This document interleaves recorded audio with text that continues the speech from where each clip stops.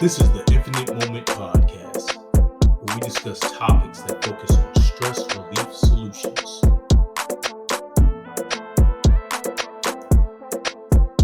Welcome back to the Infinite Moment Podcast. Today we are talking about navigating intense experiences. That would include all types of things that would cause excitement in your life, such as, say, you buy a new home or you have your first child. The reason I would like to talk about this topic is because I think it's pretty relatable in terms of, at some point or another, I think most of us have experienced an intense experience. Now, that can be subjective. What may be intense for you could be, less intense or not intense for me, and vice versa. But regardless, there's still experiences that we've all faced. So we are going to kind of delve into that topic and try to understand how to navigate intense experiences, how to understand them, kind of understand the purpose of them, and what we have to gain from that. Because I think some of our best lessons are taught through some of the most tough or intense experiences that we may face in our lives. And though it may not be comfortable in the moment, it's actually quite worthwhile to our development as a human being. If you're someone who's really into self-development and trying to understand the path you're on and how to basically live the life that you want to live, you have to pay attention to your experiences and the lessons that you can gain from those experiences. Because once you understand those things, then you can start to implement them throughout your life and hopefully improve your experiences, manage them, whatever your goal is in that situation, and ultimately, become the human being that you want to become. Live the life that you want to live. Take the path that you wish to take. Okay, so like always, we're going to take a look at a few articles, and at the end, we're going to actually discuss a concept, or some would say a reality, because I'm sure some people have actually been through this, known as the dark night of the soul. So let's get started with the first article here. Be sure to head over to dissolvestress.com, where right now you can use coupon code TAKEOFF30 to receive 30% off. This first article is from Psychology Today. It is titled, "A Sense of Awe in Peak Experiences." Have you ever been transfixed by wonderment and awe during an overwhelmingly inspiring experience? Over the course of our lifetimes, we have all been moved by many positive personal and cultural events. Heartwarming or wondrous experiences enhance and enrich our lives by bringing us joy and fulfillment, and are especially helpful in difficult times. They also renew our faith in the creativity, resilience, and benevolence of humanity. Aside from enjoying these relatively common pleasures, have you ever felt beyond pleasure? People sometimes report feeling so deeply emotionally moved and joyful that they feel swept away into a veritable state of awe.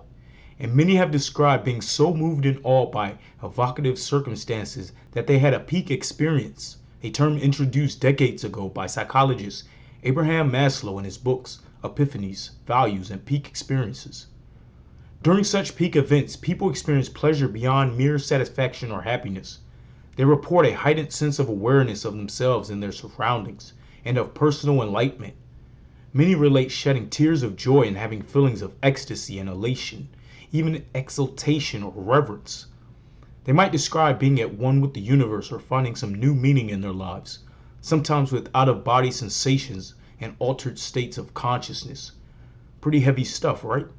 For any readers dubious about personal reports of peak experience, rest assured, these feelings, thoughts, perceptions are indeed real, and while they are not extremely common, they are also not rare. Most people have had at least one such singular experience in their lifetimes, which they remember vividly. If you have experienced this type of event, do you recall the specific circumstances, when and where it occurred, and if you were alone or with others?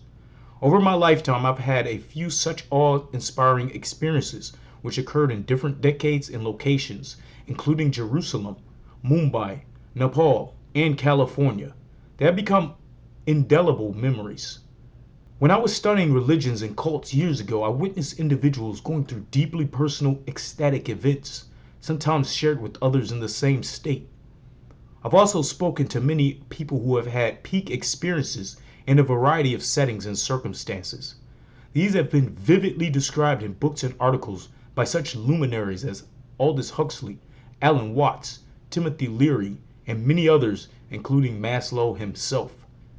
These experiences vary in their specific circumstances and manifestations, but share common descriptive features such as being otherworldly, awe-inspiring and intense, energizing and exciting, yet strangely calming and serene. They can last a few precious moments, hours, or even a few days, and feel profoundly moving and meaningful during the experience and shortly thereafter. People all over the world, encompassing all races, religions, ethnicities, and cultures, have reported these events in different situations or contexts. These settings and circumstances can engender intense transformative sensations in some people who are particularly susceptible at the time. Examples of favorable stimuli for these occurrences include beautiful expanses of nature, telescopic views of the colorful and infinite cosmos, infinitesimal revelations under electron microscopy, being under the influence of psychedelic substances, thrilling works or performances of artistic or musical genius, dancing, intense religious rituals and ceremonies, holding one's newborn child, being smitten in romantic love or making love, and many others. All of these situations can provide joy and pleasure in active participants or beholders, but only occasionally do full-blown peak experiences occur. In these situations, there's a magical, mystical interaction between the activity or scene witnessed and the mood state and susceptibility of the beholder. These intense feelings have ushered in new or repurposed words to try to capture the otherworldly nature of the personal sensations. For example, ineffable refers to qualities of intense feelings that are too profound to explain or describe in mere words. They are by definition not definable, an interesting paradox. Similarly, the word noetic refers to intellectual pursuits used in relation to mysticism and spirituality. Other commonly invoked words transmit a unified core of meaning and profundity. Terms such as otherworldly, out of body, transcendent, inspiring, exalted, high, intuitive, bliss, ecstasy, and reverence help to paint a thematic word picture of spirituality. Together with empathy, love, and benevolence, they convey a sense of meaning and communality. Some among you may harbor doubts that these peak experiences are authentic, or may even feel that these are the products of scammers or disturbed minds. You might believe that these cognitive, sensory, and visceral events are related to auditory or visual hallucinations or delusional beliefs, which occur in some psychotic disorders like schizophrenia. I assure you I'm not referring to individuals who have serious psychiatric disorders. Rather, I am discussing the propensity we all have to be swept away by awe-inspiring circumstances and transported into pleasurable altered states of consciousness for transitory periods of time. For this to occur, however, there have to be serendipitous, simultaneous combinations of profoundly moving events in our sensory awareness, and our cognitive and emotional states must be open and receptive to letting go of constraints and going with the flow of thoughts, perceptions, and stimulated moods. Peak experiences are not simply planned on demand. One cannot simply order up an afternoon or evening of indulging in a profound peak experience. One can certainly try, for example, by immersing oneself in magical settings or vistas like a mountaintop or lake, or participating in intense group rituals, or by using psychedelic agents. But without the magical, mystical, spiritual, ineffable, noetic interactions between the specific setting activity and the personal open mood and sensory status of the individual, no such experience will occur, or it might be disappointingly weak or even unpleasant like a bad chemical trip. We do not choose when and where we have peak experiences. They are not pre-programmed. Rather, they ascend upon us unpredictably and serendipitously. Some would say synchronistic and spiritually, which adds to the wonderment, awe, and exultation. I wish you good fortune in having a benevolent, meaningful peak experience in some unexpected future time or place. So that article there helps set the stage and explain what an intense experience can be, how it feels, and when we tend to experience them. So some of the things it covered was how we don't get to choose when these intense experiences often happen. Although we can focus on it and try to intend it, bring our mental faculty in alignment with our actions and our emotions to try and will it into existence. But a lot of the intense experiences that you probably will face throughout your life will have some level of randomness to it.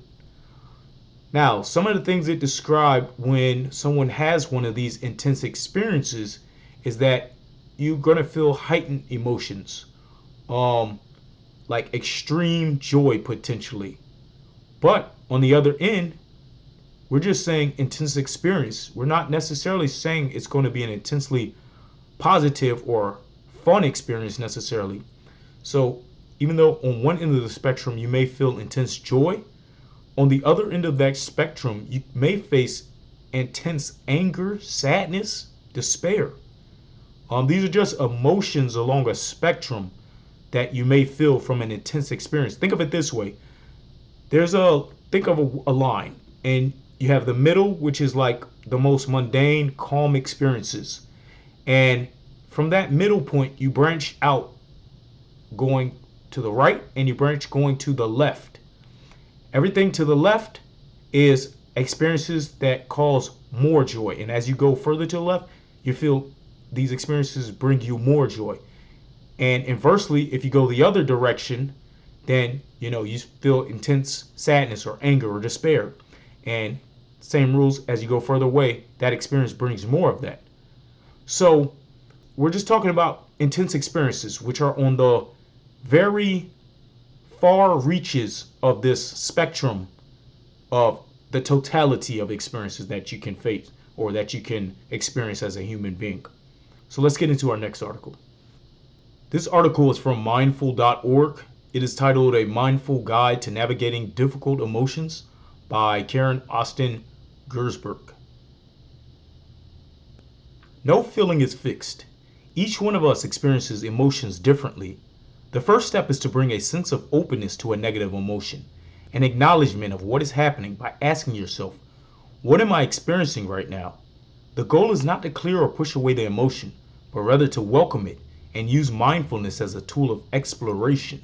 Feeling emotions is a subjective experience. So if I'm feeling anxious, for example, I'll explore what it is to feel anxious for me. That I feel tightening in my chest, feel jittery, and have rapid-fire thoughts about something impending happening, explains Kimberly Brown, a meditation teacher and author of the forthcoming book, Navigating Grief and Loss. We don't try to get rid of anything, not pain or bad thoughts. We try to receive it, to allow it, to open to it, to bring kindness. Focusing on the feeling itself with a sense of curiosity. What is this? What does it mean to feel mad? What does it feel like in my body? Hands are clenched, shoulders are raised, belly is tight, is an effective way to cultivate awareness and can reduce the sense of being overwhelmed that often accompanies negative feelings. In these moments, offering yourself kindness can create the space to be with the emotions that are present. When we bring a lens of awareness, we can often see that there are multiple parts to an emotion, and through direct experience, we realize that they're not monolithic. They are changing all the time. And that can help loosen their grip by showing that they're more porous than we'd otherwise believe them to be, says Dr. Richard Davidson, founder and director of the Center for Healthy Minds at the University of Wisconsin, Madison. Mindfulness plays a beneficial role when it comes to acknowledging the judgmental thoughts that intensify negative emotion. Take the state of loneliness, for example. If you have the habit of piling on judgment when you feel a twinge of loneliness, it can grow into something that feels unbearable. If you rid yourself of the add-ons, I'm the only one who feels this way, this is never going to change, you're left with the feeling itself, which you can then investigate. What's behind the loneliness? Maybe boredom, self-loathing, feeling you have nothing to contribute, helplessness? You can see the different components in that every one of these parts is coming and going and shifting and changing, explains Sharon Salzberg, a meditation teacher and author of Real Change, Mindfulness to Heal Ourselves in the World. So the emotional state that felt so fixed is not.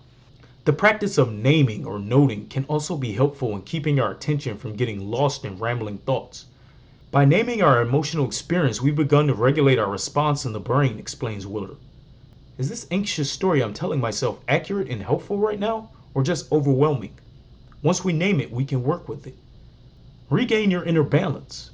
Once you have noted the emotion you're feeling, whether it's grief, loneliness, confusion, the next step is to explore where you felt it in the body.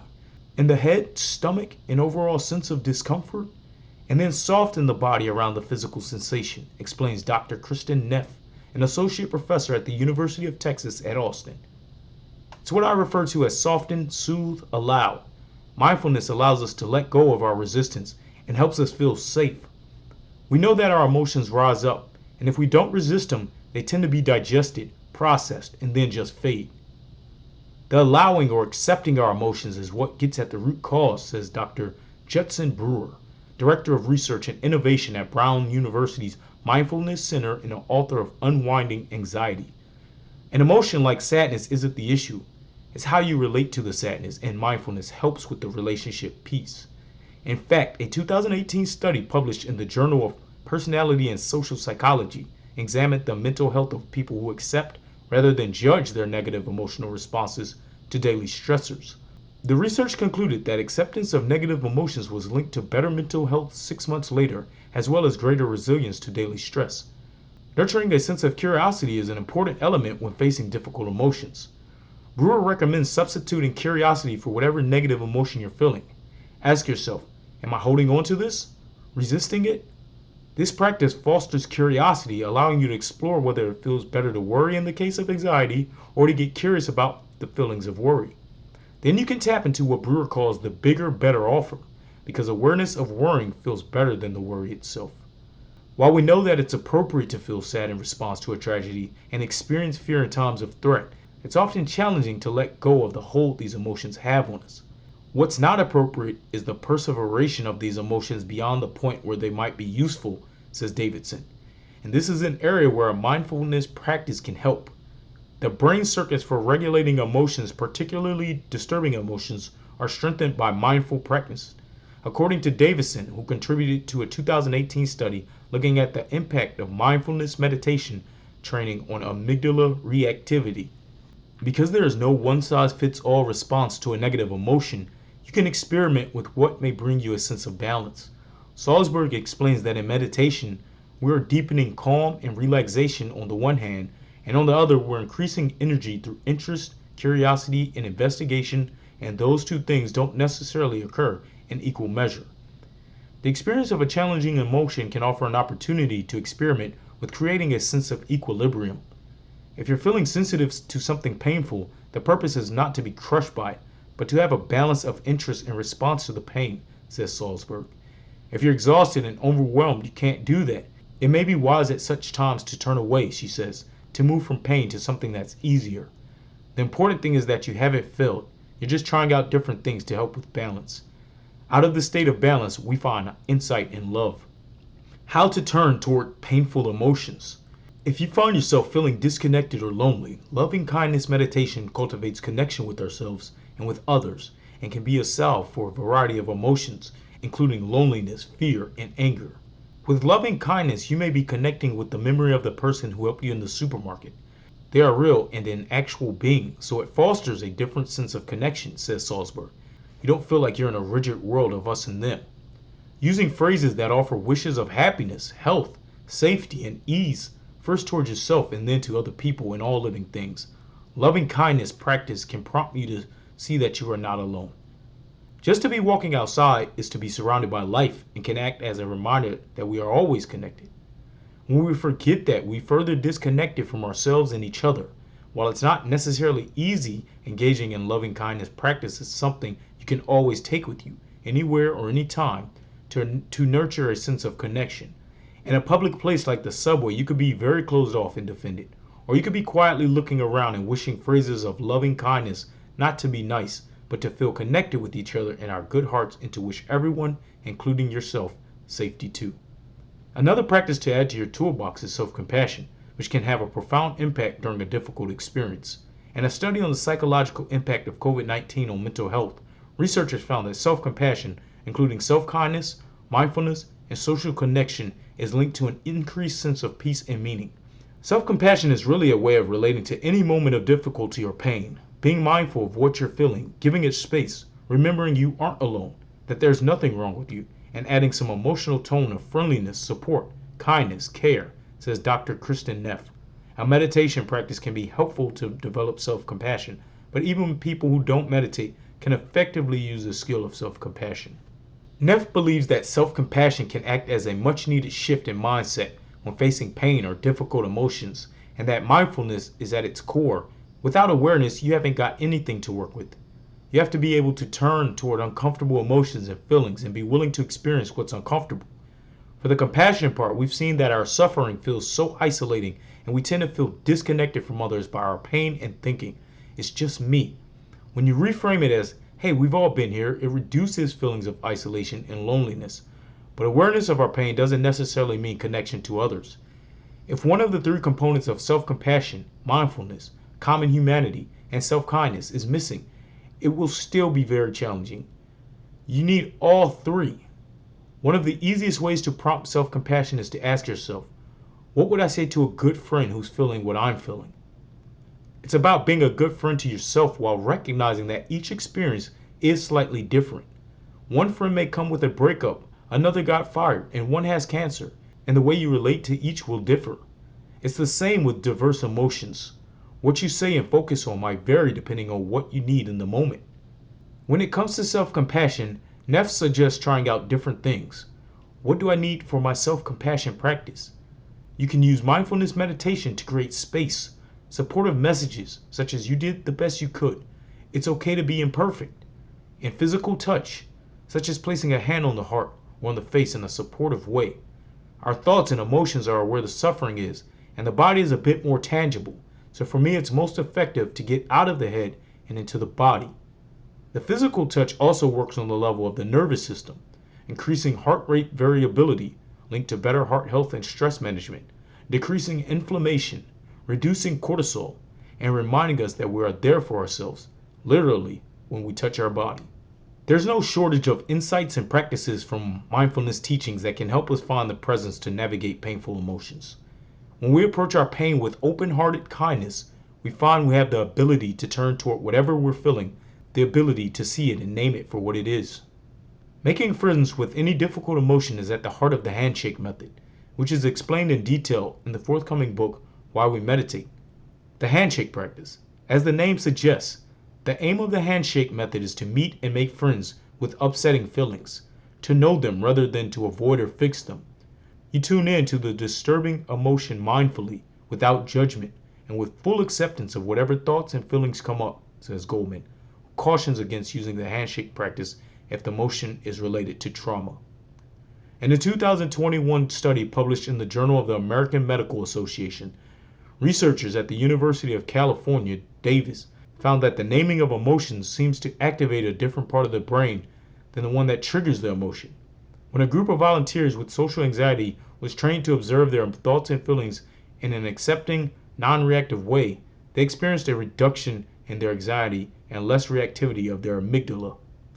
The handshake method is made up of 4 steps: being, waiting, and communicating.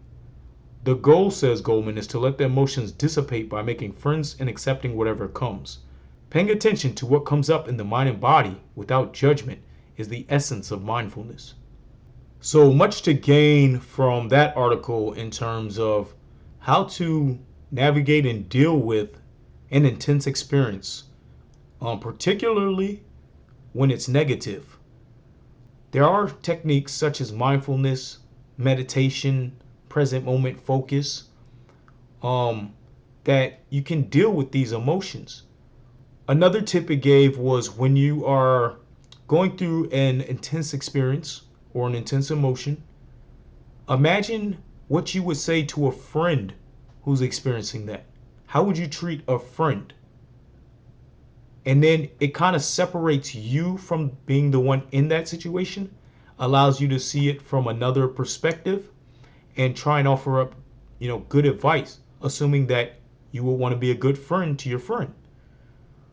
Some of us, unfortunately, do not have the same level of self-care and self-respect in which we would give ourselves the space or allow ourselves to experience the best advice we possibly could.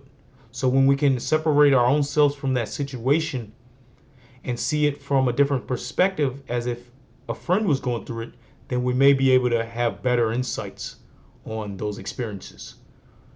And again, negative or positive, these experiences are there to teach us lessons. So when you're navigating it, you want to navigate in a way in which you're able to learn the lesson with minimal amount of negative intensity for sure.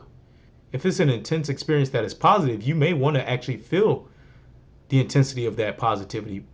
So just some ways to navigate how to deal with intense experiences in a way that actually can be beneficial to you.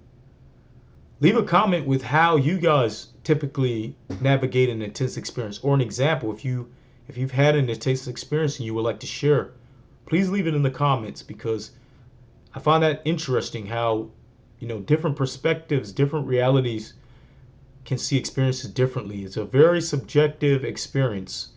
Of course, there's some commonalities among some things, but most of us experience things in a different way amongst a wide spectrum of experiences that we can have. All right, one more article here and we're going to wrap it up. From mindbodygreen.com. This is called Understanding the Dark Night of the Soul and How to Get Through It by Sarah Reagan. Every spiritual journey has its shares of ups and downs, and when things reach their lowest, it's known as the dark night of the soul. While never easy, the dark night of the soul is an essential part of spiritual awakenings and is sure to teach you some hard-fought lessons. Here's what spirituality and mental health experts want you to know about the dark night of the soul's 6 distinct stages and how to get through them stronger than ever. What is the dark night of the soul? The concept of the dark night of the soul was first coined in a poem by Saint John of the Cross, a 16th century Spanish mystic and poet. The idea of a spiritual depression, however, is part of many different spiritual and religious traditions, including Buddhism, where it's referred to as falling into the pit of the void. According to Anna Yusim, a psychiatrist and author of Fulfilled How the Science of Spirituality Can Help You Live a Happier, More Meaningful Life, the dark night of the soul is essentially any time when our darkness comes to the forefront. It's as if we are doing everything we can to stay afloat, and it seems as if the universe, the world, and life is against us. Yusim adds that the dark night of the soul will often involve suffering, setbacks, and obstacles. Nevertheless, she says, oftentimes a dark night of the soul is a necessary part of people's spiritual evolution. As Shannon Kaiser, a spiritual teacher and author of Return to You, tells MBG, it often happens to guide us to find our purpose in life, pay back or balance karma, and understand deep karmic and spiritual lessons. The dark night of the soul is breaking away from the illusions of fear and ego to shift our alignment and values to what is real and true, the connection to the divine, and ultimately pave the way for your life purpose and mission here on earth. Depression versus dark night of the soul. There can definitely be an overlap between depression and the dark night of the soul, but they are not synonymous. Someone going through a dark night of the soul may be depressed and vice versa, but not necessarily. According to Kaiser, for one thing, depression is a mental health disorder, while a dark night of the soul is a spiritual desolation. The dark night of the soul is more localized to feeling distressed and disoriented in our relationship with the bigger meaning to life and the Creator. Adding it affects one's worldview, beliefs, perspective, habits, thoughts, and relationships. It wakes one up to life, she notes. If you suspect you have depression, seek help from a medical professional. If you are looking for guidance on getting through the dark night of the soul, read on. Here are the stages of the dark night of the soul. Stage 1. Major disruption or triggering events. The dark night of the soul often begins with some sort of trigger or disruption that you're unprepared for in some way. Kaiser also calls this stage the roller coaster and describes it as an existential crisis due to intense pain caused by outside disruption you have no control over. This could be, but is not limited to, the death of a loved one, extreme poverty, or an illness, betrayal, injustice, abuse, job loss, and so on. Stage 2, loss of direction and hope. Following the initial trigger as the dark night of the soul sets in, so too does despair and hopelessness. As Kaiser explains, you may feel as if life, and specifically the life you've been living, is meaningless during this stage. Think of the journey through the dark night as an inverted bell curve. Rather than peaking high up in the middle, this journey leads you down, down, down to the depths, which bring us to the next stage. Stage 3, rock bottom. The entire dark night of the soul is not easy, but at rock bottom, or the bottom of the aforementioned inverted bell curve, it's going to feel like a breaking point or threshold of pain. Kaiser says this is typically the darkest time in someone's life. You may become emotionally numb, lose friends and family, isolate, and or numb through addictions during this time, she notes, adding, often in this phase, family and friends abandon us. This phase turns into the darkest hours of our life, but it will also teach us a valuable lesson if we are open to receive it. Stage 4, waking up to the truth.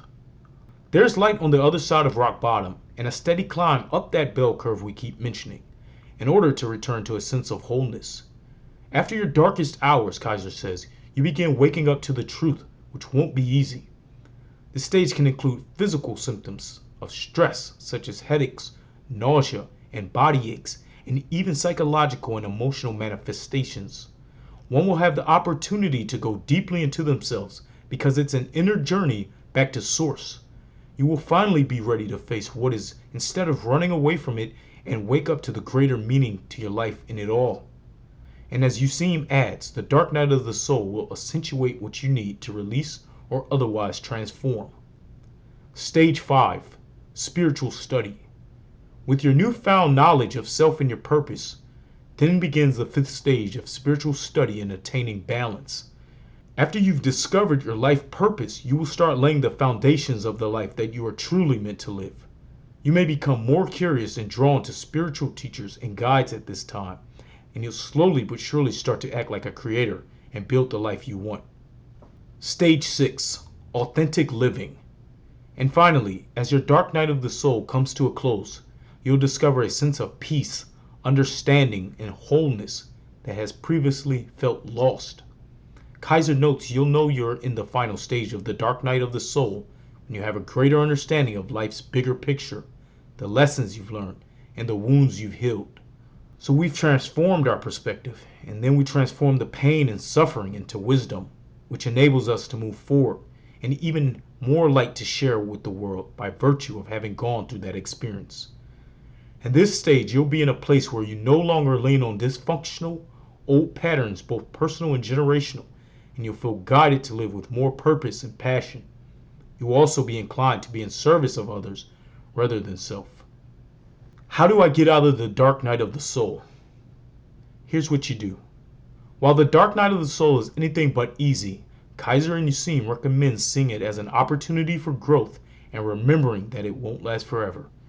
Ask yourself what you need to feel grounded, to feel whole, to feel connected, to feel productive, to feel purposeful, and then do precisely that, Useem says, adding that it's about recognizing what you need and taking the best care of yourself possible.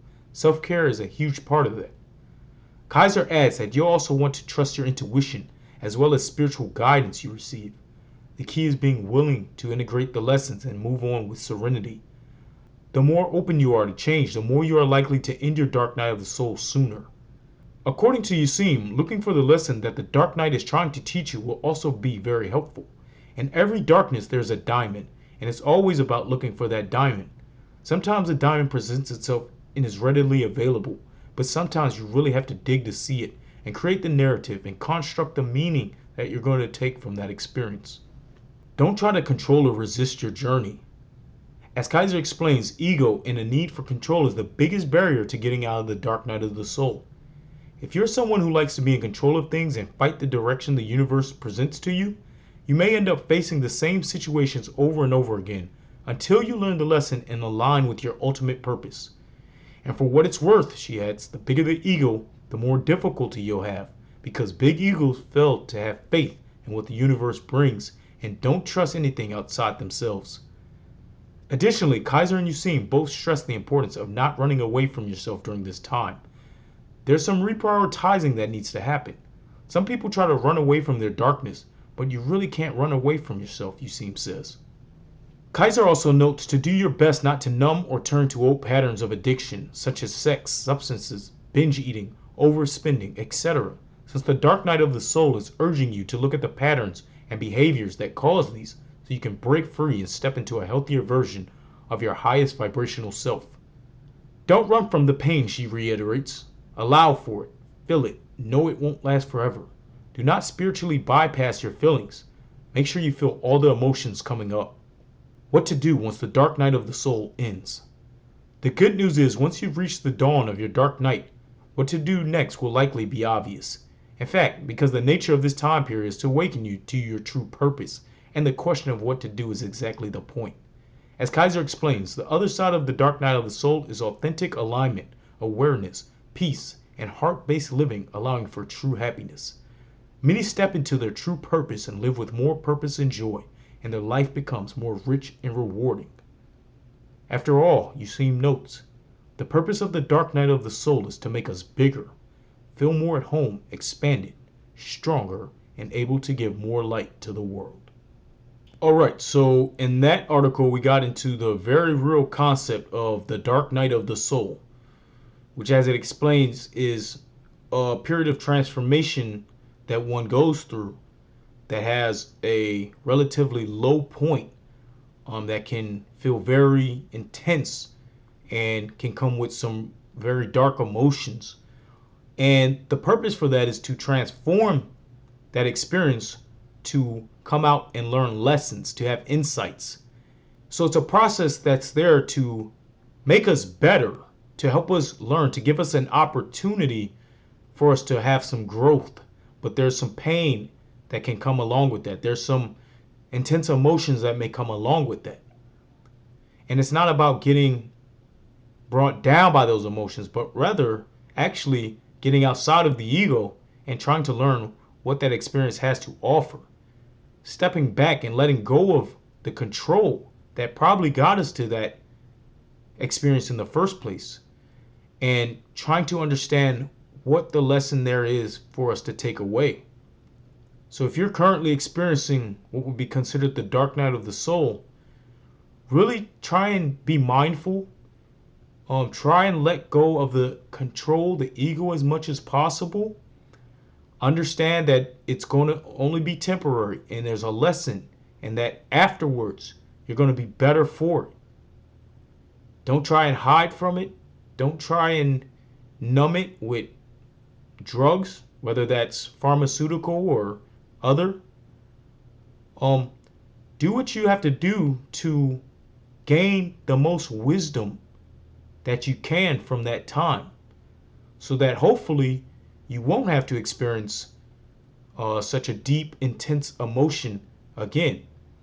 And hopefully the intense emotions and experiences you do experience are the ones that are joyous, that make you feel happiness. But it's all about balance. We have to learn from experiences so that we can have better experiences in the future.